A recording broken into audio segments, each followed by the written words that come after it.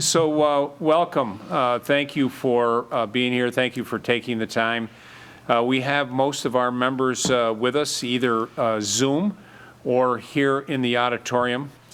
We do have one member that is out, absent, and I spoke with him this afternoon. He'll be able to review the videotaping of this, so he'll have all of that information. So without further ado, I just would like to once again say thank you for being here, joining us. I wish we could be together face to face rather than on Zoom, but that is the hand that we're currently dealt with. I'd like to recognize Sarah Waterman from our engineering department, who has been kind of your main contact and working with all of you. So thank you to Sarah for that.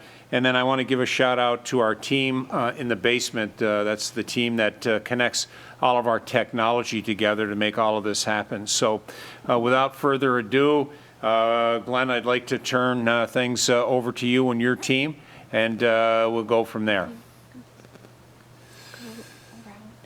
Great, thanks so much, and I'd like to echo those thanks. Thanks to Sarah and everybody for pulling this together, and thanks for inviting us into the process and for considering us and giving us the opportunity to present here publicly and connect directly with the community as well, which is a great and actually not usually part of these RFP processes. So it's actually kind of nice, and especially one of the upsides to this pandemic is we are all much more connected with each other, at least with virtual means. So with that, I have with me Sue Hughes-Smith. Wave, Sue. People know who you are. There you are. And Ben Freebert, and they're from Roctricity. I'm Glenn Weinberg from Joule Community Power. We jointly submitted a proposal to the town of Penfield's RFP for Community Choice Aggregation Administrator, and I'll speak a little bit more about what that means and what we do. But this presentation is in supplement to the proposal that we submitted, I believe, back in November, and this is an opportunity just to share with you, with the committee, and with the general public a little bit more about who we are and how we approach the programs that we administer. So with that, I'm going to share my screen. I'm getting host disabled participant screen sharing. So oh man, I will fix that. Maybe you can try again. Okay, yep, that worked. Thank you. Thank you very much. Okay. Going to the screen mode out. Okay, so I can actually see the little screens to see that you're seeing my full screen, which is great. Again, this is the joint proposal with Joule Assets on the right-hand side as the lead applicant, and then serving in the role of program administrator in partnership with Roctricity, who serves as the local program manager. And I'm just going to give Ben and Sue a chance just to quickly, introduce themselves. You'll be hearing a little bit more from them later on in the presentation, but just wanted to give them a moment to say hi and so you know who they are. Yes, we're really happy to be here. So we want to, I guess, reiterate thank you for involving us in the process and inviting us. There are four of us at Roctricity, and we're local to the community and very much interested in the benefits and outcomes for all of the community partners that we're working with. And again, we're just really happy to be here and have an opportunity to present to you the capabilities that we bring to the table to pull the project off. Okay. Great, thank you, Ben. So first, just a little bit about us, Joule. So Joule Community Power is a division of Joule Assets. We are a company located based here in New York, in Katona. We also have a unit that operates in Europe as well. and works on several European Union funded projects. But here in New York, we're focused primarily on community choice aggregation administration. And we are not a energy broker or procurement specialist by trade. Really, our DNA is as a clean energy and energy efficiency company. We offer a number of products and services in the clean energy and energy efficiency field. This being, if I may say so, the most powerful amongst them. Why? Because it addresses the whole community. So really, we have a very clear but bold vision, which is 100% clean energy and saving money for all residents of the communities that we work in. We'll talk a little bit more about who those communities are in just a moment. But we use community choice aggregation for us, community choice aggregation is not simply a regulated program with a formula to follow to try to fix energy prices or to simply achieve the lowest possible price. Although that's of course an honorable means, an honorable mission unto itself. But we have a broader mission. Our mission is really to empower whole communities to source their own clean power, to develop new clean power, to empower the residents within those communities, to save money and to maximize the value that they can see out of their electricity purchase through connecting whole communities with both existing and new renewable resources on the New York Power Grid. So a little bit more about sort of our profile.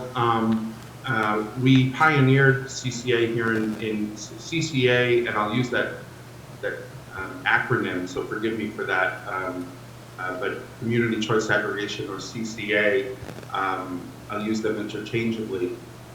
We pioneered CCA here in New York State. CCA itself is not brand new in New York State. It's been around for over 20 years, starting in Massachusetts, and in half a dozen or more states now, including California and Illinois, New Jersey, Ohio, and others. But here in New York, we were really the first to bring CCA to this state. Our CEO, Mike Gordon, is also the founder of a sustainability-focused regional nonprofit called Sustainable Westchester. And through that nonprofit, he and I launched the first CCA in New York State. I worked on that program for about 18 months, a little bit more. I was the program director when we launched in 2016, and as I said, Mike is the founder of Sustainable Westchester. That was a really powerful pilot. It started with 20 municipalities in Westchester County. That program is still going. Launched in 2016, it's still going. It's now to 28 municipalities. It's grown considerably, and that first contract that we procured for over 100,000 customers in Westchester County saved an aggregate over $15 million in that first 2-year contract. Since then, we've really been focused on further innovation. So that was a really good start. It was 14 of the 20 initial municipalities had a 100% renewable energy as the default product. Since then, it's grown. Now 26 of the 28 are 100% renewable, and we really evolved on that model. We launched a subsequent program in the Hudson Valley, which is now grown to 12 dozen municipalities, all with a 100% renewable default. We launched the first ever integrated program where we offered community solar to residents within the town of Geneva on a voluntary opt-in basis, generating $25,000 for a sustainability fund, which they used towards a stormwater retention project on the lake. And the newest innovation is a program which we are currently launching and will be fully launched later this year in the village of Lima and Brockport. And that will be the first program in the country, not just in the state, but in the country, to offer community solar, guaranteed savings community solar as part of the default opt-out offering within a community choice aggregation. something we're really excited about. We'll talk more about later, and something that we'll be able to offer to the town of Penfield and other Rochester gas and electric communities later this year. Here's just a look at who we represent here in New York. I believe there are now 31 seals on this slide. Represents over 300,000 households and small businesses across New York State. We are no stranger to this RFP process. Nine of these communities have awarded us as part of an RFP, including several Rochester Gas and Electric service territory communities, including the City of Rochester, this program we're launching later this year, town of Arundecoit, Brighton, Pittsburgh, and Canandaigua. So these 31 communities are grouped based on geography and other reasons into 7 aggregations. So three of which, I should say, are aggregations here in Rochester Gas and Electric territory. That's Rochester Community Power, Monroe Community Power, and Gateway Community Power. So you can visit, usually it's pretty easy to find these programs. If you type in the name.com, it should get you there. GatewayCommunityPower.com, MonroeCommunityPower.com, RochesterCommunityPower.com, as well as all of our other active aggregations in New York State, which really run the gamut across the whole state geographically. Choice Community Power up in the top left. That's a program out on the east end of Long Island, all the way up here in your area, Hudson Valley, Rockland County, and Western New York. So in terms of what we do, what does an administrator do, and how does Joule Community Power approach the role of CCA administrator? As I said, we have really focused on integration of clean energy and innovation on the basic CCA model. It's something we've focused on since our entry into this market. In our implementation plan, which we put in 3.5 years ago, was approved in March of 2018. We had the vision then for incorporating community solar on an opt-out basis. We were approved at that time for that, conditional on satisfying some other regulatory requirements, which we have as of September of 2020. We have on behalf of Village of Lima and Brockport, and are currently expanding that program now to include other communities in National Grid territory, and we'll be offering that to the RG&E community, as I mentioned, later this year. But a program administrator is really responsible for acting as an agent or a representative of the municipality in a number of different ways, and they really fall into 2 categories. One is sort of the technical category, the technical track, which includes, working with the utilities to acquire data and to secure data. We have a data security agreement with all of the utilities, including RG&E. So we have really strict data security protocols that we have to follow and standards that we have to meet. It means satisfying all of the regulatory requirements and all of the submissions and proposals and plans and reporting that goes along with that. It includes interfacing with the energy suppliers, promoting competition, making sure that we can go out to bid on behalf of the community and get the best deal for the residents. Also access as much clean energy as we possibly can, as locally as we possibly can. And it includes, also drafting and enforcing all the contracts, all the contractual structure that kind of access the building blocks of the program. But perhaps the most unique aspect of what we do is we know that these programs they sink or swim on the basis of the ability to communicate with and educate the community. This is not simply an energy brokerage or any energy procurement program. This is a community program, and it is a community clean energy program which fosters conversation, questions, concerns, everything coming from the community and amongst the community. So an administrator has to be a trusted source of energy education and information through the duration of the program. It's not enough to act as a broker, get a contract, and then come back when that contract is up. You have to be there to be, you have to have boots on the ground, and you have to have a local presence. And that's why we partner with, in all of our programs, we partner with a local program manager, which is a local group, which is invested in the community, which is committed to education and to sustainability as a broader mission. And here in this area, for several of our programs, that local program manager is Roctricity.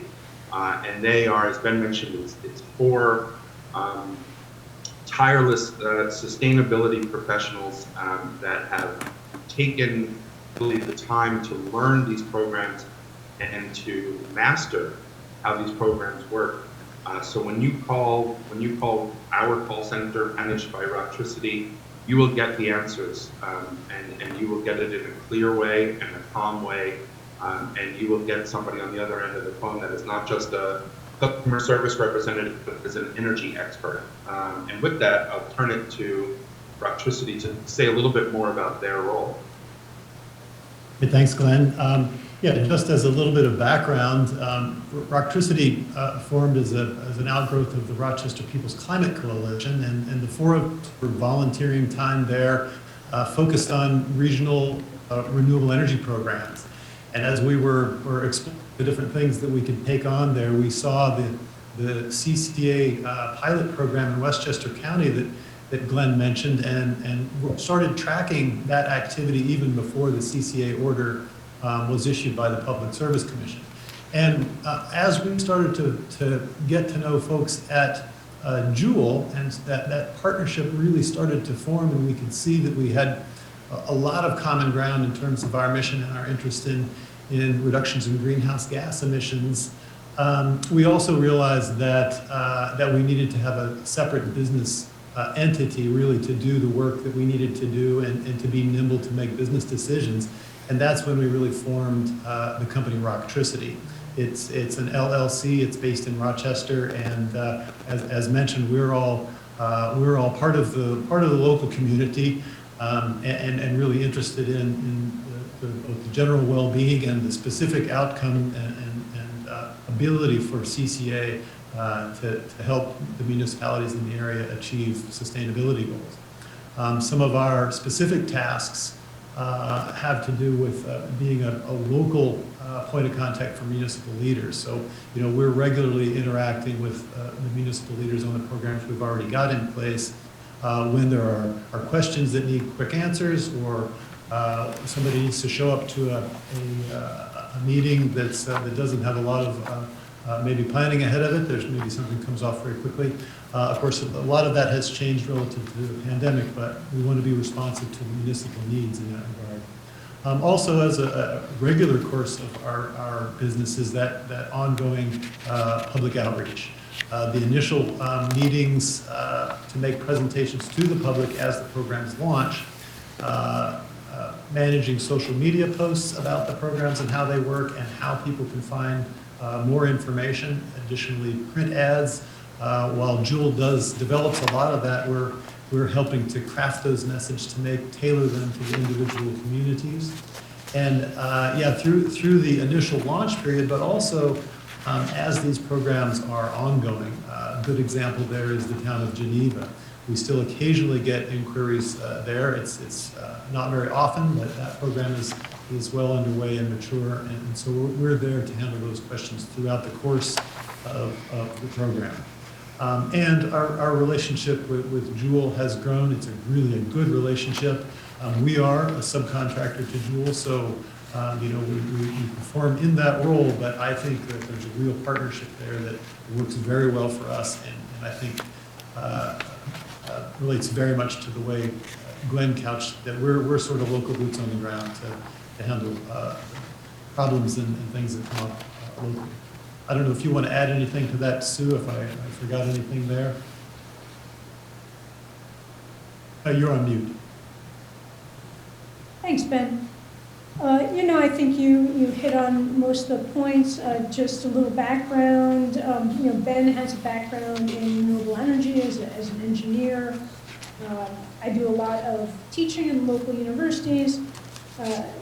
Our other two partners, Margie and Pete, has a background in government, and Melissa has very, very deep roots in a variety of community activities, from community-supported agriculture to her architecture work. So we bring a variety of skills and contacts to the work that over the years, I think, have demonstrated that we're a source of information on a variety of sustainability topics, and in particular related to energy. So we do enjoy being a resource for the Rochester, Greater Rochester communities. Great. Thank you, Ben. Thank you, Sue. And I'll just say that, all of this, say that our job is to manage the program A to Z in a way that does not force the municipality, its staff, its elected officials, or its residents to be energy experts. That's our job.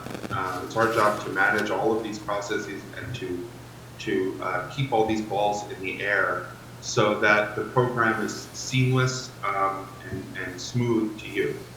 So that's really our ultimate goal, and that's the job that we play. A lot goes into it, but that's what should matter ultimately to the community. So I've mentioned, several times that our really focused goal is clean energy innovation, is to use these programs as a vehicle to access the latest and greatest available to residents. The markets and services that typically are not available to the average residential customer, that may have been available in the past to large commercial customers or other large users, but not to the average resident. That's why CCA is so powerful, because it allows the average homeowner, the average utility customer to get the same benefit that are available to all other large users in these clean energy markets. So that's our goal, is how do we build that bridge? CCA as a tool has spread quite a bit since we started working on it 5 years ago. We started, you see that ant farm cluster of black pins downstate. That's where it all started. As I mentioned, the sort of flagship programs for CCA in New York in terms of clean energy procurement, where that Westchester Power started as a pilot. In 2016, now it's serving 115,000 accounts across 28 communities. It's growing all the time. I'm a customer. I no longer work for the program, but I'm a customer, a proud customer of Westchester Power. It keeps going strong. And the Hudson Valley Community Power I mentioned that we launched in 2019, which is now coming up on the end of its first contract, and we're going to go back out to bid again for them. And that program has grown. We started with 6. It's now doubled in size to 12 and continues to grow all the time. But since then, the model, because of the success, the model has spread, right? So now you see over 130 communities across New York State and pins all the way as in the northern Adirondacks, in Buffalo, in the southern tier, the Finger Lakes, and a big cluster here around the city of Rochester and the surrounding area, largely because of the work that we've done, that Roctricity and Joule have done to build out these programs here in this area.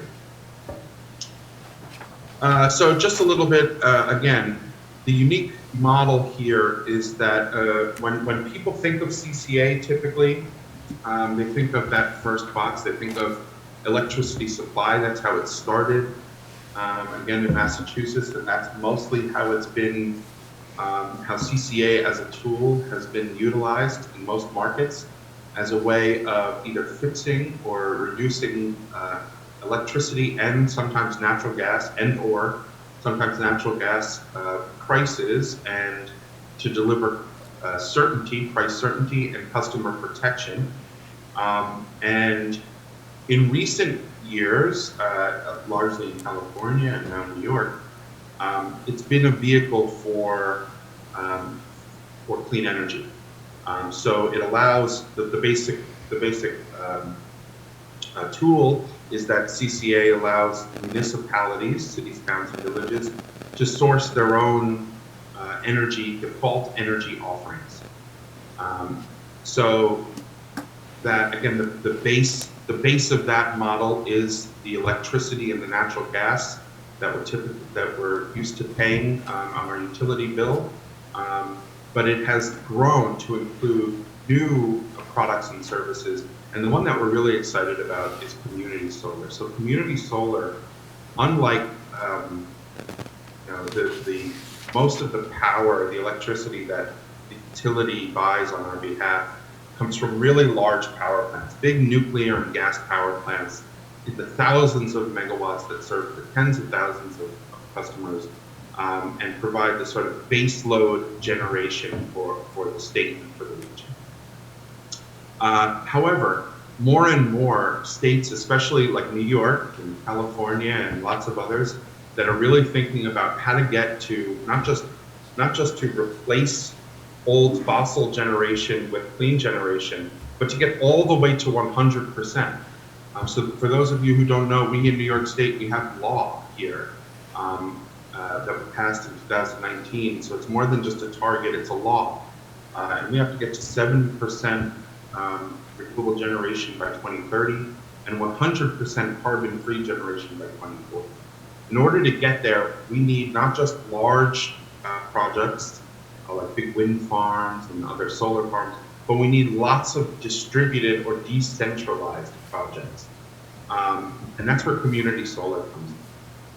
So New York State has incentivized some small and mid-scale projects. So much larger, say, than the solar array you might put on your roof, on your home, but much smaller from a capacity standpoint than, say, the nuclear power plant or the gas power plant. So it lives somewhere in the middle there. And the unique thing about community solar is that it doesn't just sell like a wholesale resource into the grid.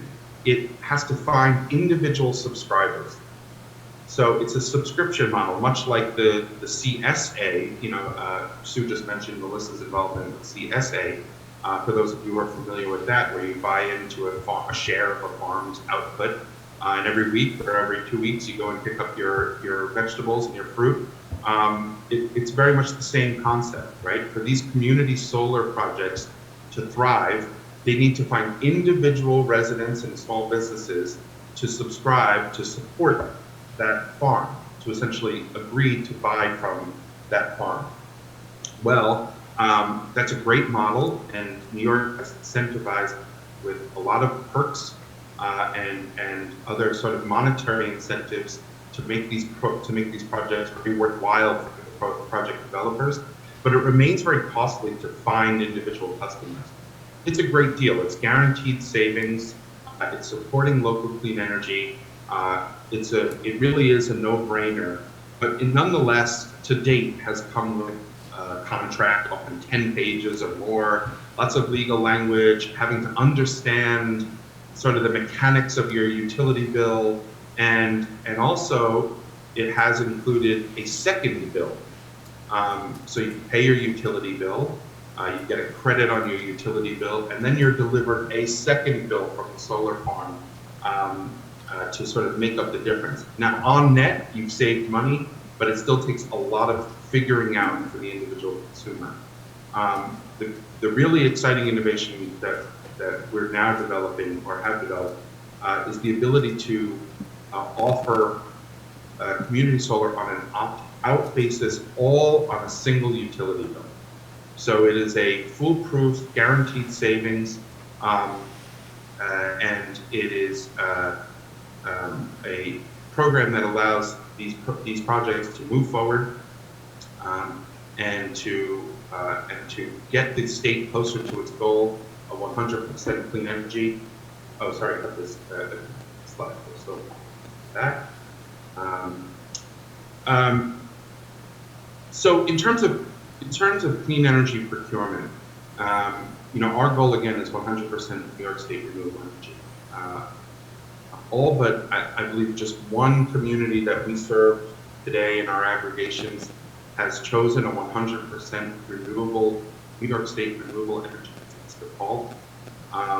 And the reason that we can do that and keep prices low is because we work directly with clean power producers, with renewable generators. We go right to the source. We are constantly negotiating with those renewable generators, trying to keep the price as low as possibly can, because we know that the power of these programs is clean energy and low price, clean energy and savings. Without those two together, right, you're asking customers to make a sacrifice. But when you're able to deliver both, and that is what we're able to do, especially with the guaranteed savings that comes from community solar, then we really do have a program that works for everyone. So in terms of local clean energy development, we offer a couple of different services. On the right really is the private partnerships are those partnerships that we're able to forge with largely with community solar developers, as I mentioned. We are constantly on the phone with all the developers, learning more about their projects, connecting with them, talking about our programs, and sort of, again, building that bridge. A somewhat new service that we're able to offer, we're excited to offer to the town of Penfield, is project origination on your own public land. So we've got, over the last few years doing this, we've had a number of communities that come to us and say, hey, we've got this old landfill, or hey, we've got this piece of land that the town owns. We've never been able to figure out what to do with it. Or we'd really love to put solar on it, but we really don't know how to do that. So that's right in our wheelhouse. So we can serve, Joule can serve in that role of project originator or as an owner's rep, where we can represent you the same way we do for a typical CCA procurement. We could put out an RFP. We can solicit proposals from developers that are interested. We can maximize the value for the town, both in terms of lease revenue. So you find a developer to build, say, a solar array on an old landfill, they'll pay you a lease payment. And we can also keep all of the value, as possible in the town by offering the power from that array to the local residents, by making sure that those guaranteed savings that come from those subscriptions are not being sold outside of the area, but rather stay within. So once again, what we call community choice renewables is the opportunity to these integrated programs on an opt-out basis to use your municipal authority to put guaranteed savings bill credits from these local renewable power plants directly on the RG&E bill without a second bill. So it's really the same as community solar that many of you have probably been hearing about or have even signed up for within the last couple of years, but there's no contract on the individual basis. The municipality signs a contract with the project on behalf of the residents. Therefore, there's no undue legal burden or risk that falls to the individual consumer. There's no second bill, as I mentioned. It's all netted out, simple, plain as day, right there on the RG&E bill, where you just see a monetary discount. And perhaps most importantly, there's no credit check. Community solar, while a great product, has often excluded low and moderate income folks because of the credit requirements that are necessary to get through the enrollment process. Using a CCA to partner with the community solar projects eliminates that credit check. This is universal access for all residents within the community that are eligible. One thing I should say about eligibility is that if you already have solar on your roof, or you're already a member of another community solar project, you're not eligible to have another one. But everybody else in the community will be eligible to enroll. But it's always, as always, is a free opt-out with all of the programs, it's a free exit, no penalty, no commitment, no contract. Another feature of this program is that with each community solar project that we partner with, we create a sustainability fund within the community. Now, to date, this is a picture of what we've done with our Hudson Valley communities. Now, I want you to focus on a couple of things here. First I'll say that we're very proud of the work that we've done. We've raised over $85,000 for these projects. There's a lot of money, but this has all been so far to date on an opt-in basis, so voluntary contract with the credit check and the second bill. So with all of those hurdles, we've had 1,000 people sign up for community solar, which is great. But as we move into 2021 and we begin to offer this as part of the default or opt-out offering for the community, these numbers are going to scale up by an order of magnitude.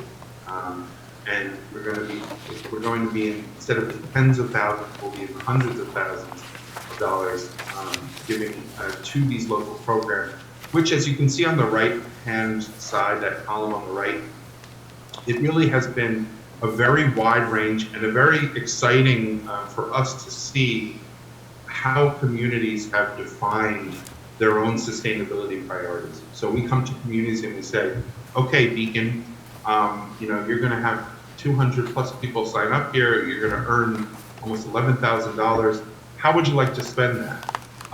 And the answers that we've gotten have been so, we thought going into this that we'd have to probably spoon feed some projects to communities, but it turns out that no, the communities have do not have a shortage of ideas. So it's been, as you see in Beacon, that's a sustainability education program. It goes to the local school district. In Phillipstown, they're doing a refrigerant management program. Marbletown is building an extension on their bike path, and so on and so forth. I mentioned the town of Geneva earlier. Earlier in 2020, we were running these programs, and as the COVID pandemic, was really taking hold on our whole world here, we pivoted and we said, look, it's great to raise money for the bike path or for the schools, but we have an urgent need, and that really is related to the pandemic, hunger, and food, access to food. So we pivoted in a few communities and started raising money for COVID-19 relief through community-based organizations like the Rhonda Food Pantry, the Family of New Paltz, to support, especially at that critical moment, families that were not able to feed themselves. And a part of the program, which is really in some ways an ancillary benefit, but it is quickly becoming really amongst the most powerful outcomes or impacts of the programs that we're running, and something that, again, we're proud of. In terms of how it will work, right? How does the CCA program work? What does it mean for the community?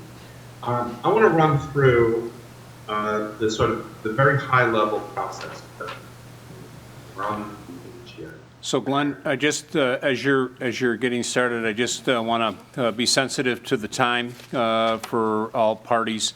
So just keep track of your time, if you would, please. Okay, will do. Yes. Thank you.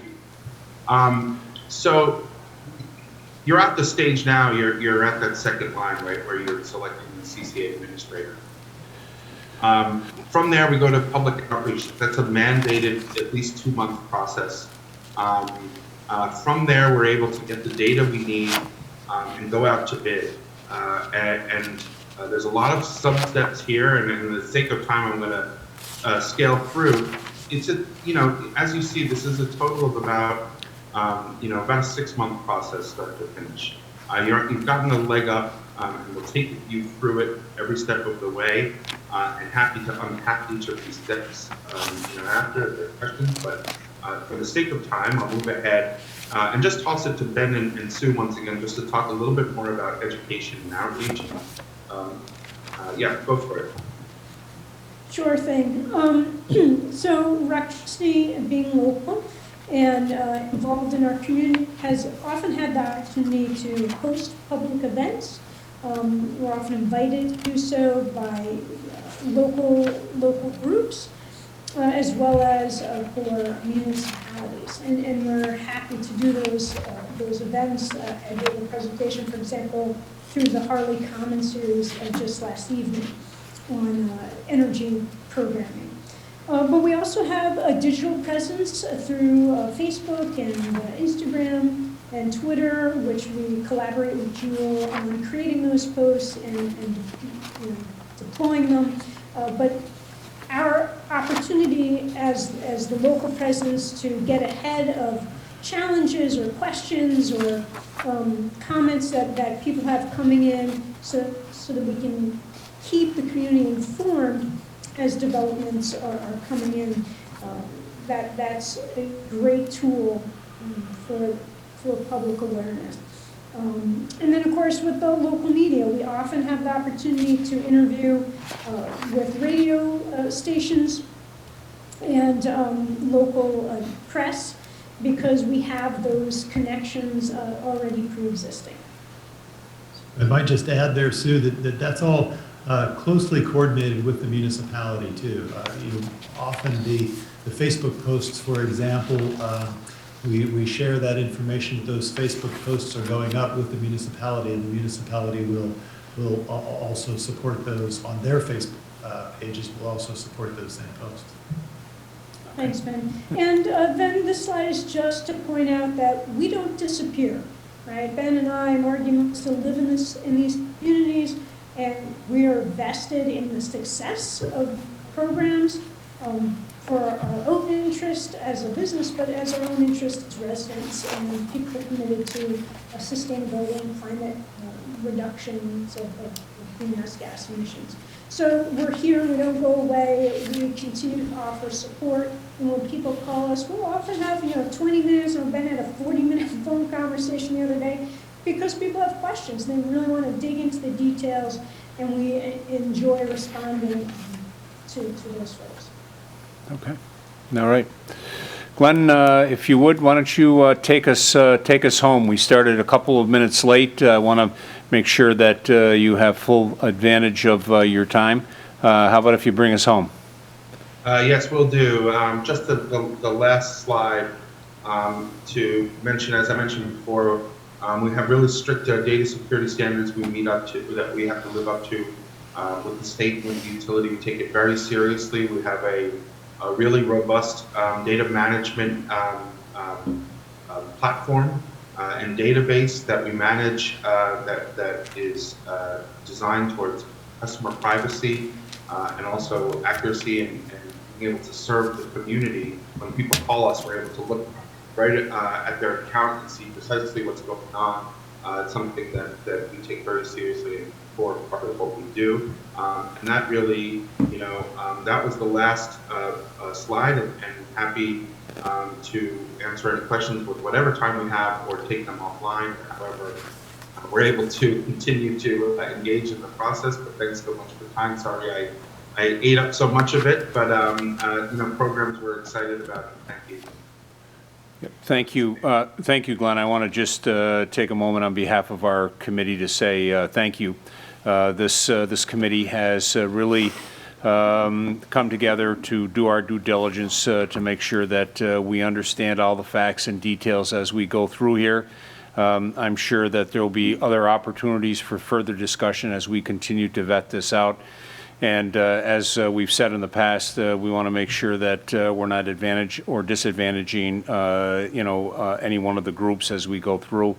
One of the things that I think Sarah may have mentioned in one of her emails is that we'll put together any questions for those off to the three of you, so that you have those as we continue to work our way through this process of selecting a CCA administrator.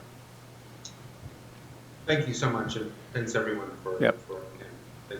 Okay, great. Thank you for your time. As always, be well, be safe, and we will stay connected. All right. Okay, we will take just a moment as we circle into our next presentation, give our friends from Joule the opportunity to get offline and off screen, and then our team downstairs will work to get good energy up, and we will do a short intro with that, and then we will start with that presentation. Are you good? Oh, I'm sorry? Are you good, or do you want to check? I'm good. Team, are we ready to go right in? All right. Marissa, you're good to go as well? All right. So then let's welcome in good energy, and we'll continue on with our presentation. There's 6 people joining.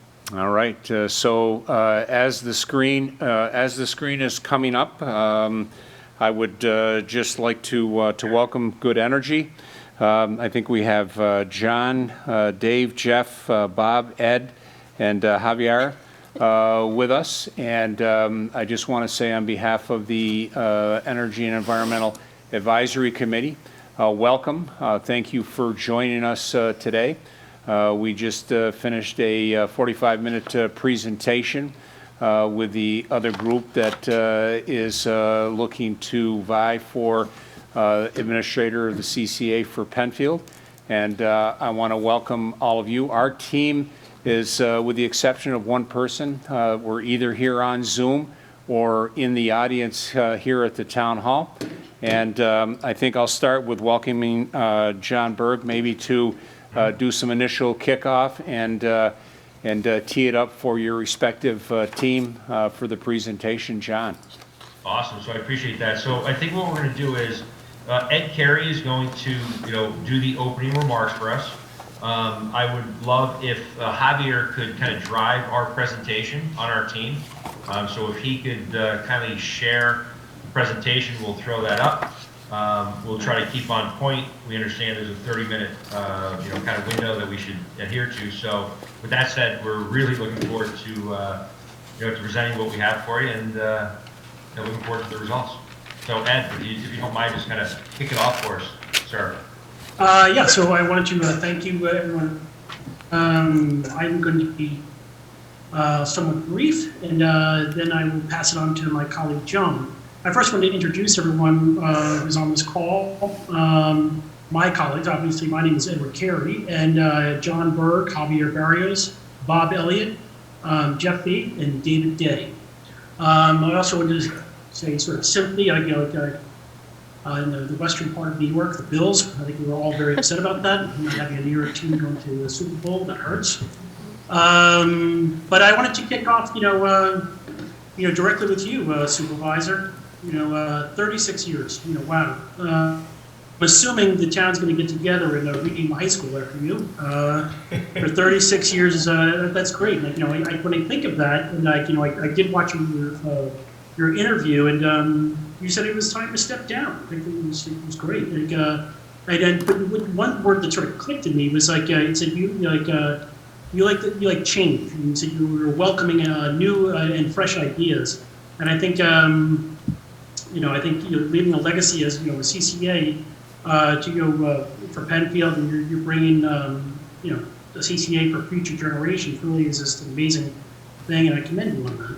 But that also did sort of every day I wake up and I think of obviously first of all my family and where I came from, and I'm a born and bred New York guy, and I think of the history of my family and my dad, my grandfather was from that, and again my grandfather was a gentleman named Edward M. Carey, obviously my dad's an Edward C. Carey and I'm an Edward S. Carey, and he gave a speech at Manhattan College. He was a commencement speaker, and his apartment was on the East River, and it looked over the 59th Street Bridge.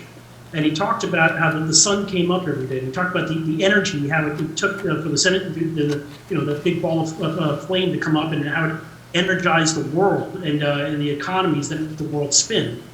And I think of that legacy that sits on my shoulders. I love it. I'm a fourth generation guy in energy. My great grandfather, my dad, and where I am, and I've been at Good Energy for 15 years, My career has been in government and in large oil and then also coming with good energy.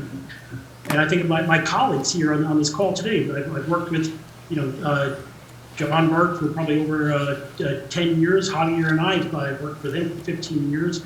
A long history with Bob and everyone else.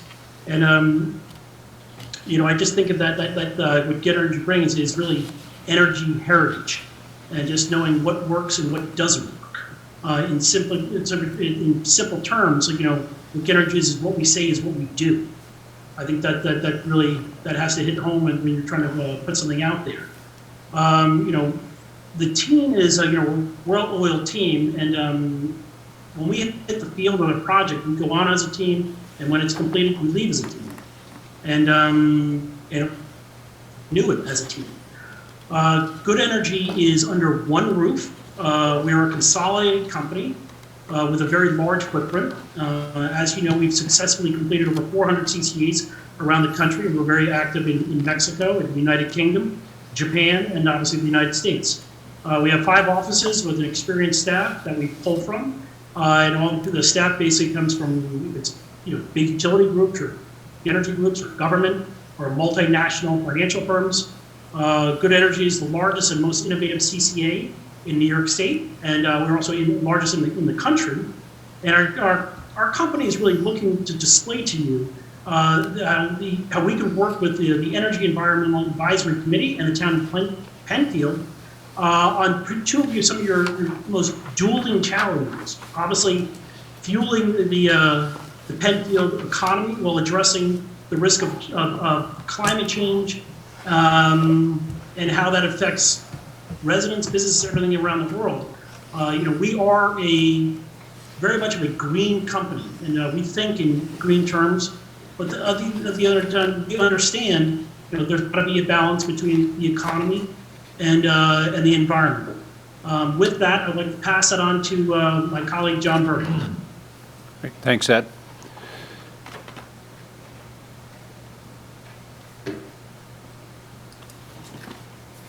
Yeah, thanks, Ed. That was great.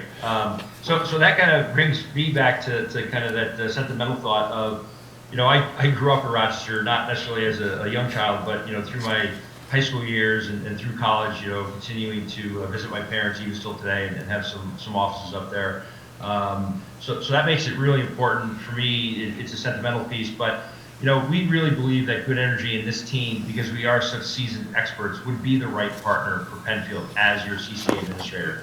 Our goal, our purpose would be in becoming that administrator for you would be to deliver immediate cost savings. In this case, it's on the power side. We have a plethora of experience in integrating renewable attributes, whether it be community solar, whether it be unit contingent power, hydro, run-of-river, which is very prevalent in the upstate region, but needs more development. And we can integrate that, and we can create that fine balance between economic value to the consumers and the overlay of renewable assets that drive towards the New York State climate action plans and your advisory committee's goals. In addition to that, we believe that we can do it the way in which it creates job creation. We have some relationships with Eastman Business Park that we've been kind of coddling since the Rochester bid for CCA. We believe that we can develop some of that in-city property to lead to more job creation. We have some programs that we've been assisting with down in the Virginia marketplace with partners that created one of the state-of-the-art vocational and higher education programs. So where we found voids in the higher education institutes like Rochester Institute of Technology and some of the outlying community colleges to enhance their programs, not to just develop them, but to enhance them and grow them to influence, energy job creation in the marketplace. There's a little bit of a void in certain markets, in certain industry segments as it relates to Rochester. I mean, harkening back to Rochester was one of the first cities in the country that got the telegraph. There was a huge trade down the Erie Canal. We believe that we can help stimulate some of that job creation in the energy marketplace back into the region. And obviously consideration of other technologies. In-city development of EV charging stations, compressed natural gas stations for transportation systems, so things like that. We're excited, so I'm really excited about it. I'd love to develop more roots in the region. That's where I developed my youth and my experience and my educational background, and this team, I think, can deliver that for us and for you. So I'm going to turn that over to Bob Elliott, who's going to talk a little bit about kind of all the way back to the grassroots of when CCAs and this idea started, the kernel of the success of this marketplace. So Bob, if you could take it away. Thanks, John. First, I'd like to add my admiration for the supervisor to Ed's admiration. I was only in office for half as many years. I know how rewarding it can be, but I also know how frustrating it can be. 36 years, talk about sustainability. A little of my background: I was a mayor for many years, a county official. I was a deputy secretary of state here in New York, and among the divisions that I oversaw was that of local government. Did a fair amount of work in your area. I also served on a number of task forces with the DEC and NYSERDA around sustainability issues. I also ran the Planning Federation for many years, which I keep our zoning and planning board people were with. And just this morning, I was on a board meeting of the Erie Canal Line. When the Public Service Commission authorized the pilot CCA, I was brought in to manage Sustainable Westchester. And I'd like to note that in the early formation days of Sustainable Westchester CCA, Good Energy was one of the firms that assisted. After 3 years at Sustainable Westchester, I joined the New York Municipal Energy Program, which is managed by Good Energy and sponsored by the New York Association of Towns and the New York Conference of Mayors. The Association of Towns and the Conference of Mayors have only sponsored, to my knowledge, 3 programs, and I've been involved with all 3. And as a past president of the New York Conference of Mayors, I know how seriously they take, as well as the Association of Towns, in awarding any sponsorship. I'm very pleased to be on the ground with towns such as Penfield, with everything that NIMEP and Good Energy have to offer, in particular CCAs. And for a little bit more about Good Energy, I'll hand you off to Javier. Javier? Thank you, Bob. Thank you, John and Ed. I appreciate it. I'm very pleased that Penfield is moving forward and looking at community choice aggregation. I'm one of the managing partners at Good Energy and feel very passionate about the program itself.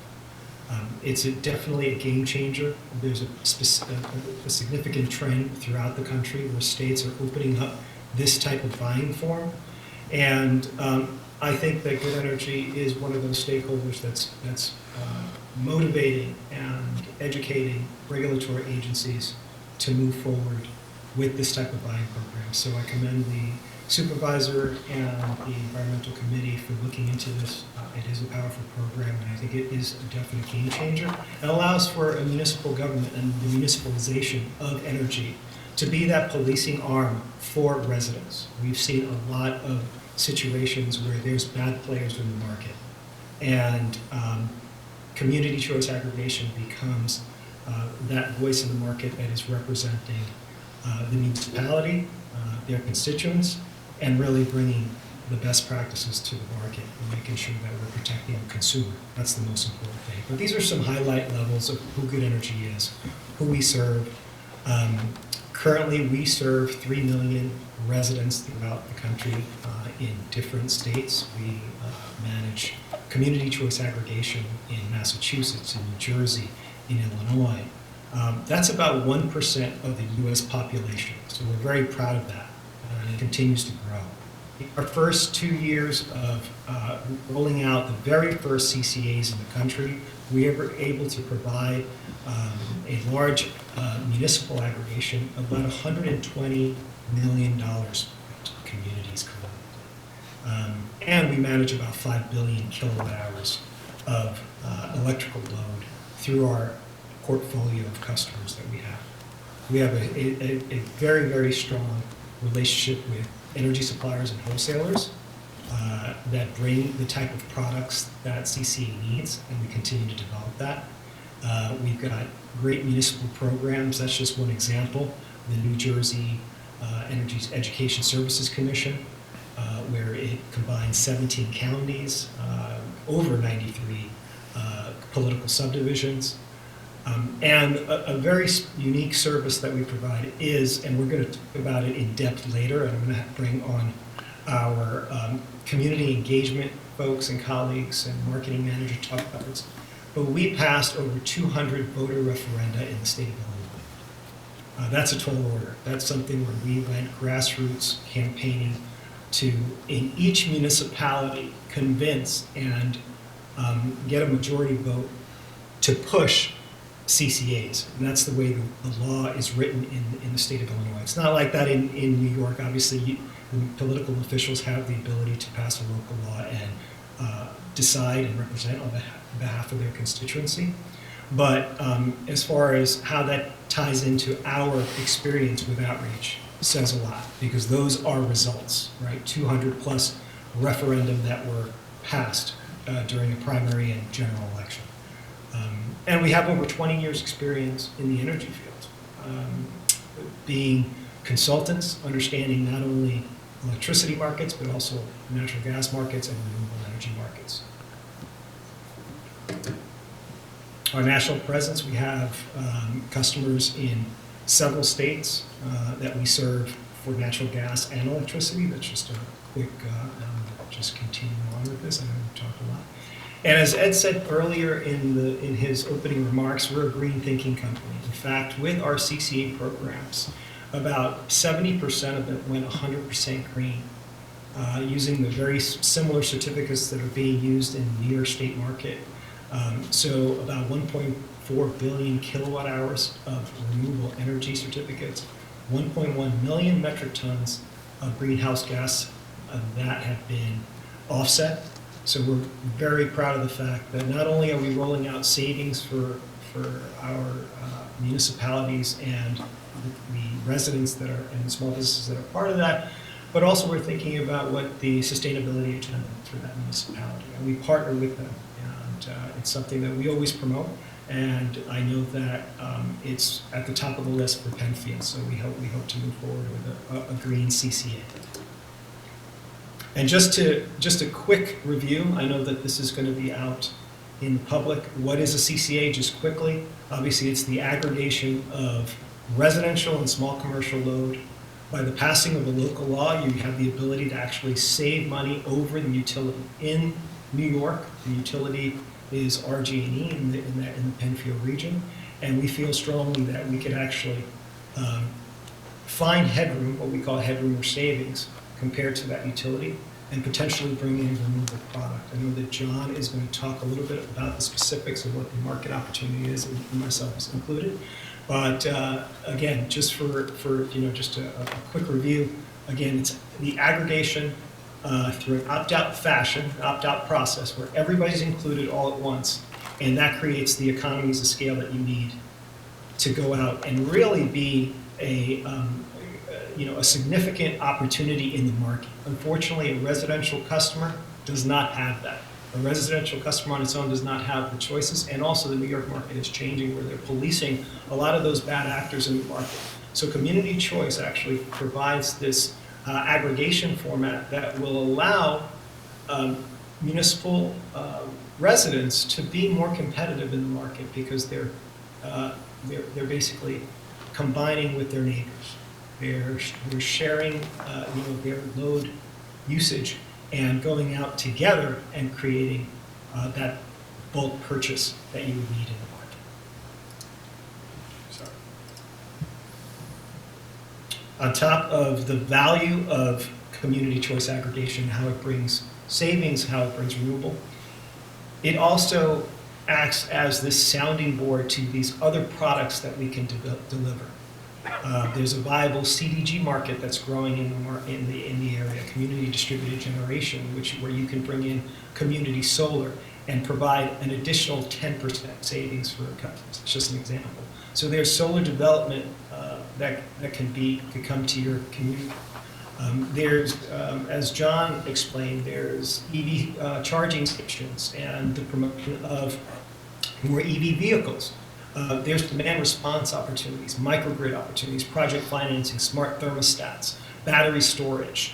There's also the education of the consumer to understand what these different opportunities are. And the dissemination of that is through this vehicle called community choice aggregation.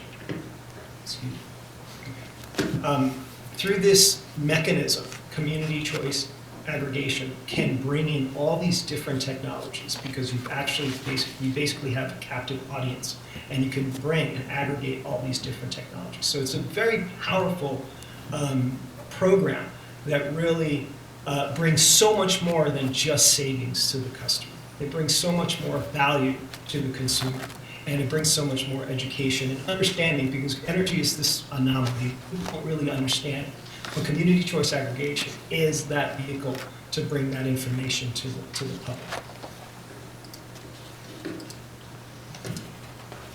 I'm going to move on to John's going to speak about the scope and strategies. I know we touched a lot about the different opportunities with CCA. So John, take it away. I'm going to turn it over to you. Sure. I know this is your piece here. Yeah, I appreciate that. Yep. So, yeah, if you don't mind, just go to the next slide. All right, cool. So, this is a little bit taken out of the response in our proposal, and I wanted to kind of condense, our knowledge base and what we do within other CCAs, and in particular as it related to our specific response to Penfield when we submitted it. I mean, our mission critical is to work with the leaders, with the advisory committee, to develop and implement, an aggregation program, a CCA program that provides value to the consumers, that offers a renewable content, if not all the way up to 100%, that considers, as I mentioned earlier, job creation and educational programs within the community. And that is paramount for us. We have these types of programs running in other regions, as Javier mentioned, in Massachusetts and Illinois, where we've seen the desire for a heavier content of renewable may not be as great in New Jersey as it is in New York or Massachusetts and Illinois. So each market, each community has their own specific needs, and we like to tailor our programs to those very specific needs. One of the things that attracted me to Good Energy, in the last year, I was at Direct Energy, one of the largest suppliers, in the world, in the United States for 15 years, helped build that business, was the overall caliber and professionalism and diversity and cadence to deliver results with this Good Energy team. And that's what attracted me here. So in that vein, we try to work with only top tier suppliers. So having come from a top tier supplier, we know that it's really paramount. Once we get a program launched and we can demonstrate those capabilities and start through to the implementation phase, we go out and really look to procure through only world-class suppliers that can deliver results, that can deliver value, and that can also deliver customer care, very good, world-class customer care. And that's both on the power and the gas side. So we do have what we call CCAs, obviously in New Jersey it's called the GEA, Government Energy Aggregation Programs, both for natural gas and for power.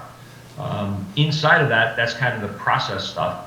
But where we really excel and where I think, my value is added to this team, augmenting the experience and the capabilities that, Good Energy already had, was really digging into what kind of product structures, can we look at in the future or currently, how to time the purchases when we go to bid, whether we start the program near month or delay it a little bit. Do we go to procurement now or defer because of market conditions? And what kind of term lengths do we choose? Working with the communities to really understand your short and long-term goals. I had the pleasure of talking to Sarah and Mark, and really I enjoyed the conversation. It was very engaging and appreciative of the information that they shared relative to, kind of simplistic goals, but extremely important is, what are really the goals relative to consumer value or savings versus, climate action plan goals at the state of New York level, down to the community level goals of creating a more green community. So, we pride ourselves in taking all of that in, going to procurement and understanding how to develop and implement a program that drives towards all of those initiatives to achieve those long-term goals. So we have looked at in different marketplaces on how to integrate different renewables. Every marketplace is completely different. In New York, you have a plethora. I think it's one of the more robust marketplaces relative to green options. As Javier mentioned, we've got, community solar. There are unit contingent options relative to hydro, run-of-river, rooftop solar.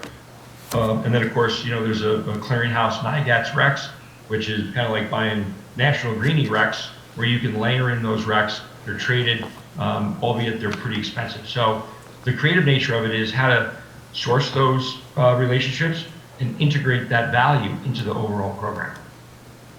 Our goal for this program, and of course, in upstate New York and any community that really expresses a desire, is to, create job creation. So we've spent a little bit of time since the Rochester bid in that endeavor to work with Eastman Business Park and other development parks in the area and landfills. And Javier's been at it, I think, for many, many years in the CGG space, the rooftop space.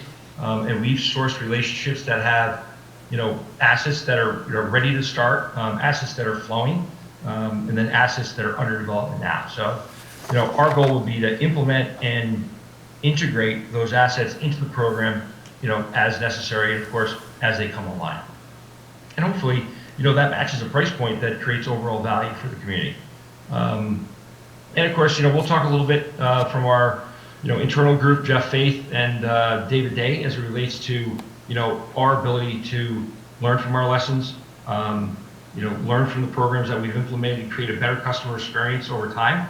And of course, we believe that we have the best-in-class customer service and outreach. So what I want to do is real quick, next slide, Javier, and then we'll turn it over to David Day and his team. So from scope and strategies, this is kind of a simplistic slide that talks about what we hit upon earlier, which is integrating the value to the consumer, which is energy savings, right? Potential energy savings, versus deploying that energy savings into renewable options, currently and into the future. So if you look on the left side of the chart, this was back when we bid. I think it was back in the September, October timeframe, so don't hold me to that. What we call SC1, which is the residential rate class, historical rates, was around 4.69 cents, right? So for the average household using 7,500 kilowatt hours, that represented $352 of an energy spend or budget.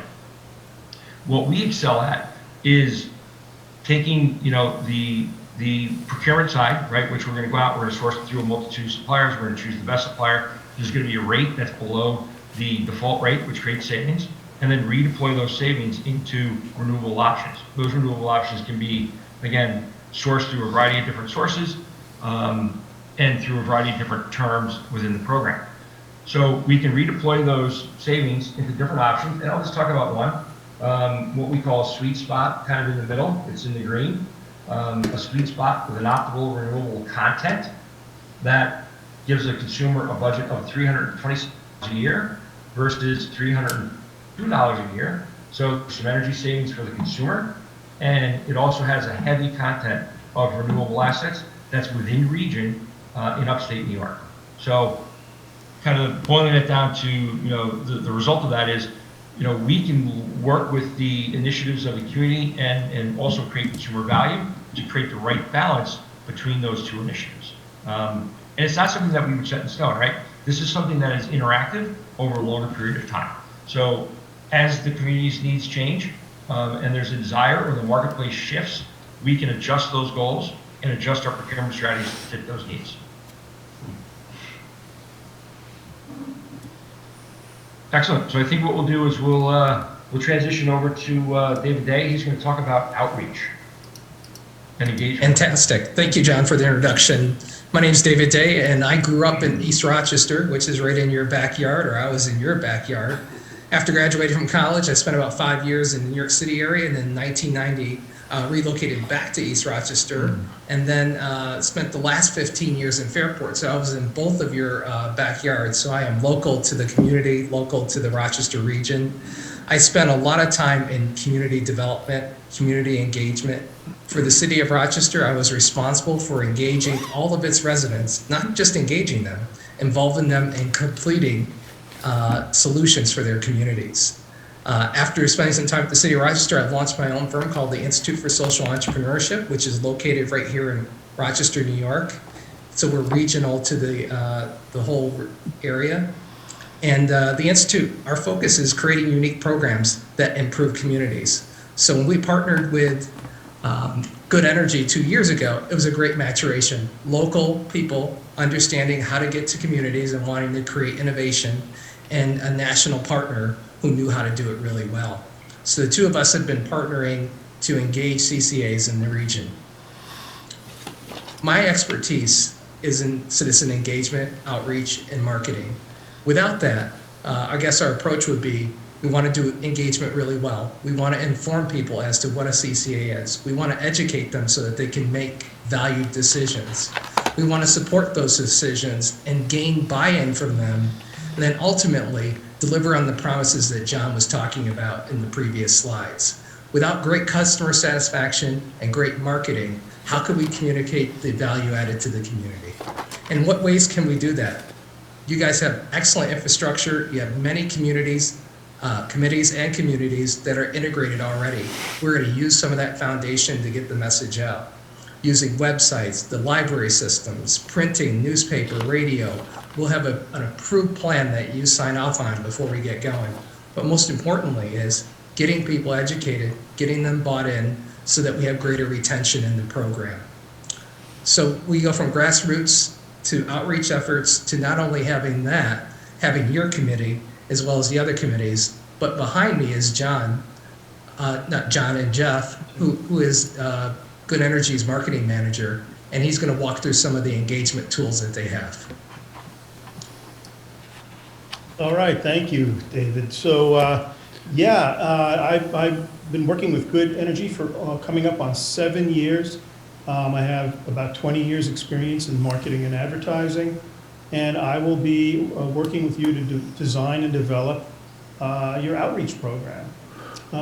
Together, we'll work on things like these websites. These are websites that we've done for the New York area. There's one in New Jersey.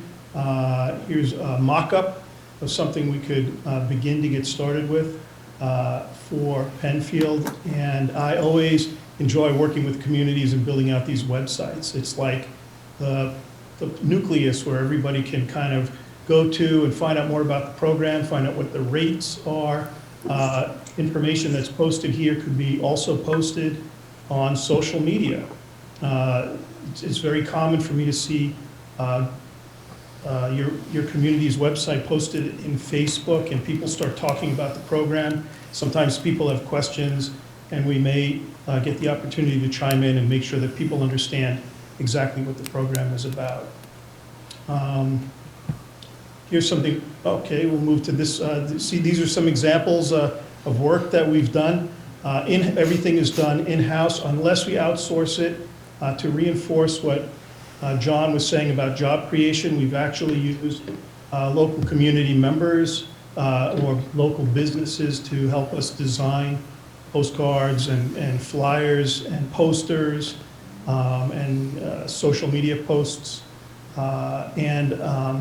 Another thing that is not, also on the bottom right, you'll see videos. We've been doing videos. So we've actually hired local community members to do voiceovers for these videos, and it gives that extra special flair and homegrown feeling that this stuff was developed for the community and it's all about the community. So we need to tailor it to suit the demographic, etc. Yes, I'd very much enjoy working to build this out. It's something that we've done many, many times over, but each job in each community always has something a little bit different and a little bit special about them, and we enjoy diving deeper and learning more about that community.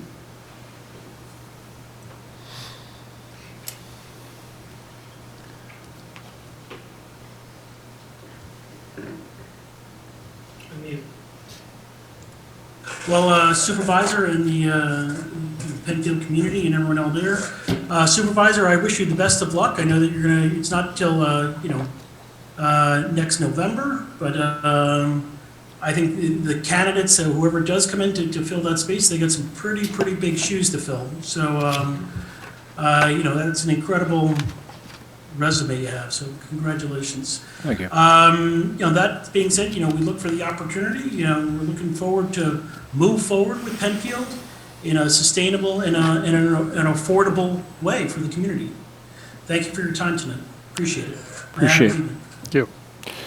So I'd like to recognize Ed and John.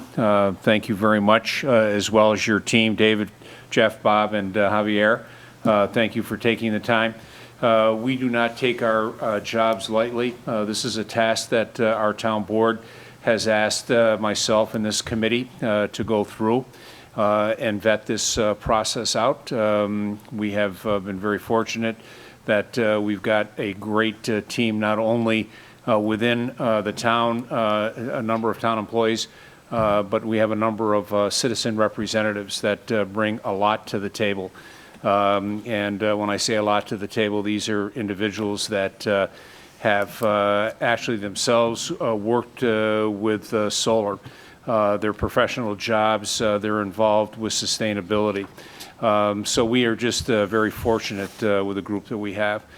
I'd also be remiss if I didn't recognize our team downstairs behind the scenes during this pandemic that have pulled this together to make everyone as seamless as possible. And I want to thank them for being able to bring the groups in.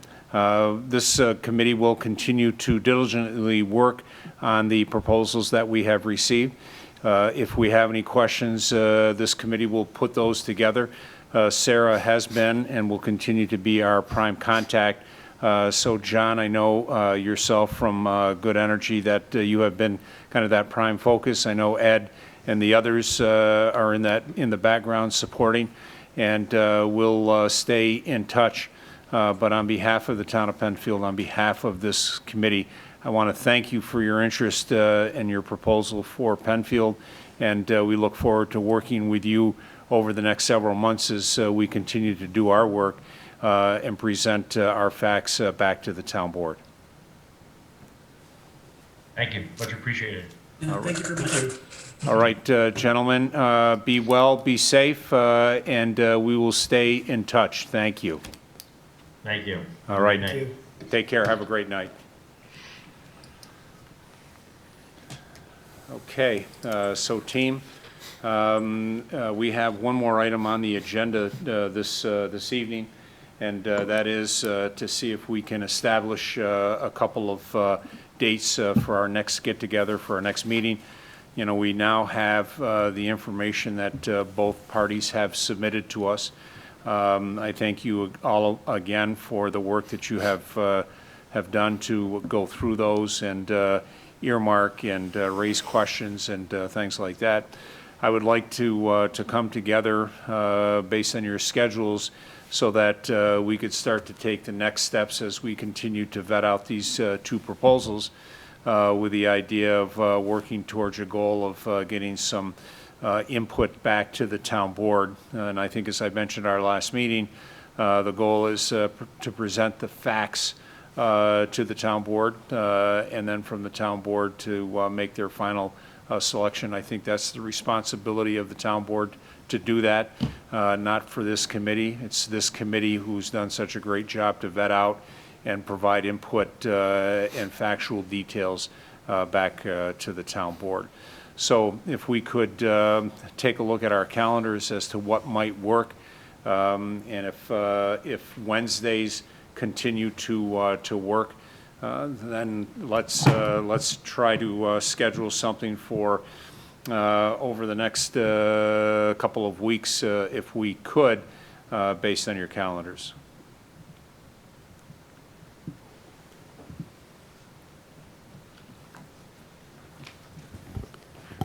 So I would entertain if anyone would like to toss out a specific date or dates, and then we'll circle back with the rest of the team. I think it'll be more our friend Matt Piston, who could not join us today, and get that on his calendar.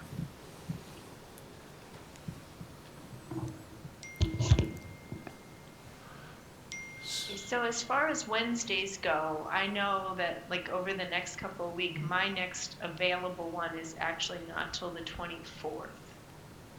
Okay, so February 24th, Sinette? Yes. Okay. And so the rest of the team, what does the 24th look like? Is that a reasonable? I don't Yeah. have Yes. my work calendar here, but it should be fine. Okay. Yeah, 24th works. So I'm hearing 24th. Okay, so why don't we mark the 24th? So as we go through, there was a lot of information provided by both Joule and Good Energy, and I want to thank both of them for that information. As I understand it, you, Sarah, do have the presentations or the PowerPoints that they used. I'm awaiting Good Energies. I'd expect that this week. And tomorrow I can send out the Joule one. Great. We have now received both redacted copies of the proposals. One was just before this meeting, so I haven't even had a chance to go through it yet. Sure. But I do have copies for those in attendance here, paper copies, if you would like to take those, that were provided by Good Energy. I also have a printout, which I included in the email, a PDF of the scoring criteria. Great. These are basically items that you can look at if you're reviewing the presentation and maybe come up with questions that you would like to put forth towards the groups. Ideally, based on previous conversations we had, I would expect to send the same questions to both groups. There may be some questions that are valid for only one group, and that's something that we can review once those questions have been brought forth. So if anyone wants to contribute, I greatly appreciate it, and I can compile those. Great. Thank you, Sarah. So we'll get those presentations out. I know there's been a tremendous amount of information and data that has been presented, not only in the original proposal, but today. So as we go through and again do our due diligence of working through this, I will remind everyone that the materials that both Joule and Good Energy have submitted, that contains a lot of proprietary information, and so hence the reason we asked for redacted versions, and that was a discussion that Mark and I and Sarah had with our town attorney, Mr. Horowitz. But I would also just indicate that in fairness to both companies, so we're not advantaging or disadvantaging either company, this material is considered confidential. It's confidential to this group and to the town board at this time. And as we move forward, I know that as the board is doing the review, there will be certain aspects of that that material will come out. But until then, we need to treat this as confidential material and not share that outside of our committee. And again, we want to make sure it's a fair process and we're not advantaging or disadvantaging either company overall. And so we have an action item. Sarah and myself and Mark have an action item to sit down with Mr. Horowitz to take a look at the two redacted versions, because the intent of those redacted versions is to put that up on the website. That material does not contain any proprietary information, or at least the two companies are reporting that it's not containing any proprietary information. And as soon as we've reviewed that and get the sign off by the town attorney, we'll look to get that up.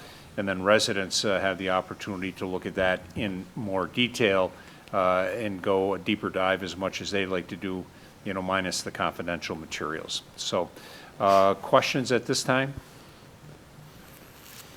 All right. Do we want to set a date to get any questions in, just so we give the good point, applicants Mark. a time frame? So I don't know, if give them at least a week or a week and a half. So if we want to say target February the 10th, and that gives us a few days to compile them. I just threw it out that we can pick a date, and then, you know, Sarah can get them off by the 12th, and that gives them a week date responses, and then we can get them, you know, back to the committee. So if we just want to say and pick another day if I'm off, but just give everybody a little bit of time to go through the proposals again, take a look, and then get your questions into Sarah, and then, we can compile them, get them off to the group, and then give them a little bit of time to respond, so then we've got their responses in time for our committee discussion.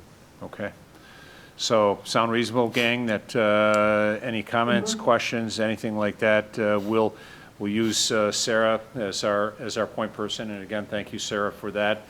So any comments, questions, otherwise, let's get fed into her by the 10th of February, and then from there, we'll get it to both companies, and we'll make sure that then they have a week period to get that back to us. So thank you for that, Mark. Thank you.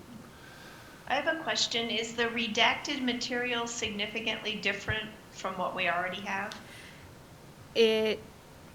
Briefly looking at Joule's today, Joule's is a fair amount different, and it's not that it has different material, but it has a fair amount not included.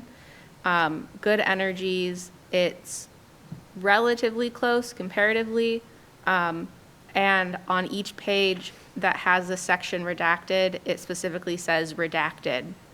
It's not blacked out, and we allowed both of them for readability for the public to not black it out, but it says redacted on Good Energies where there's open spots. Like I said, Good Energy did provide paper copies, so if you want to pick them up, that's completely fine, or whatever you need, we can work out whatever details. Okay. Okay with that, Sinette? That's good, thanks. Okay, absolutely. I just wanted to make sure if I don't get there for a couple days, I do have valid materials. Sure. And you do have the digital one, I sent that today. Yep, okay. Okay, good.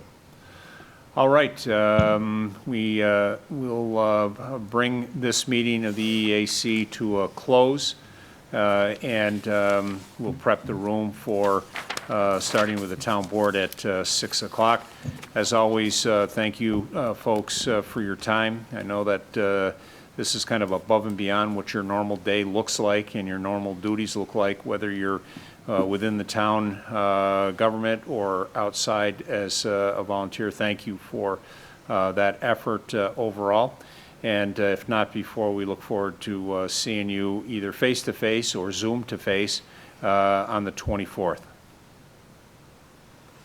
All right, we'll conclude this meeting, and thank you again.